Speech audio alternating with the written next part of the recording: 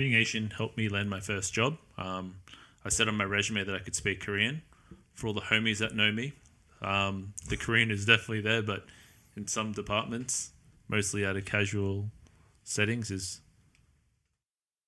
above par. Did you have to stipulate whether it was to a working proficiency? Nah, Just that you spoke Korean? just that I spoke Korean, which I can. I can get conversational Korean going okay, just laced with a beautiful, thick Australian accent. That's fine.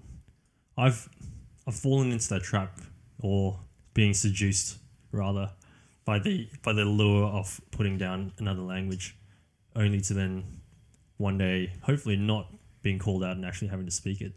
So I've That's obviously being from South Africa, I can speak Afrikaans. I can understand most of it. Speaking, don't know about that. Chinese, I think I faked once or twice on the resume that I could speak Chinese. well done. If they asked, it was mainly just to order food at Yum Cha and things like that, which I can do. Can you demo that for us? No, I cannot.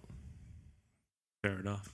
But I guess back to the stereotypes. On the balance, if we were to weigh it up, I think being Asian in today's day and age, especially given how strong the Asian reach is in the Western society, it's definitely a good thing to be Asian, I think. Definitely doesn't hurt. So you really are the epitome or the ultimate end game of being an Asian, being a maths teacher.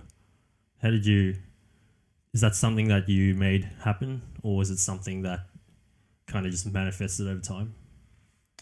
That's a really good question. Because I know for me, I'm very average at maths. I wouldn't say I'm good or bad. I'm average. Yeah, no, I think to be honest with you, I was much less the same. I was pretty average up till grade 10. Mum and dad weren't very pushing or pushy in terms of academics. They were more so, hey, this is a blank canvas. We're going to set you up with everything that you need. You do you. And if you works out, it's good. If it doesn't, it doesn't. So when I got to grade 10, I thought, I slowly started to go, maybe I should start putting in work. And I started putting in work, and it still hasn't stopped really. Like I don't think I'm anywhere near my close potential, but it's still things. Well, I'm still working on that journey. Yeah. You're probably Is maths something that you either are good at or you can develop it over time? nah. It's definitely something that you get better at over time. Like sport, for example. If I don't know, you've never done sport and you suddenly try to pick it up when you're like 15, there's going to be that struggle time. But I guess if you're naturally gifted at it, you will excel.